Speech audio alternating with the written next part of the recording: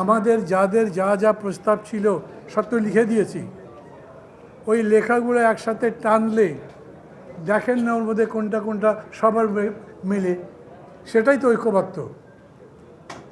তো তার ভিত্তিতে সংস্কার করতে পারেন এবং তার ভিত্তিতে নির্বাচনে দিতে পারেন। তাহলে সবার সাথে কথা বলে সর্বসম্মত সিদ্ধান্তের ভিত্তিতে করা কেন? Politics ultimately is a question of state power. University ইলেকশনের সময় পুরা রাকসু কনস্টিটিউশনের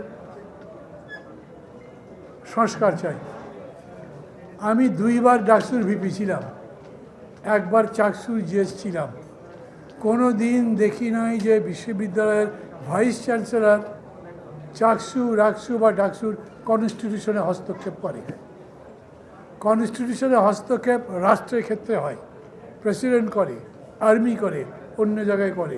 সেটা পার্শিয়াল সংস্কার করে নির্বাচন করবেন, আর ইউনিভার্সিটি বেলা ফুল সংস্কারের প্রশ্ন কেন?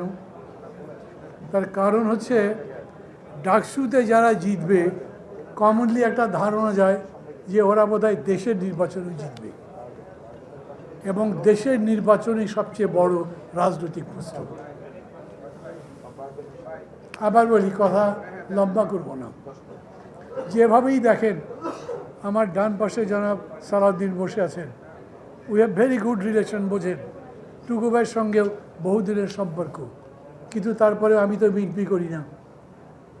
আমি জানি আগামী নির্বাচন যদি হয়, যত তাড়াতাড়ি হবে না বিএনপির রেজাল্ট তত ভালো হবে।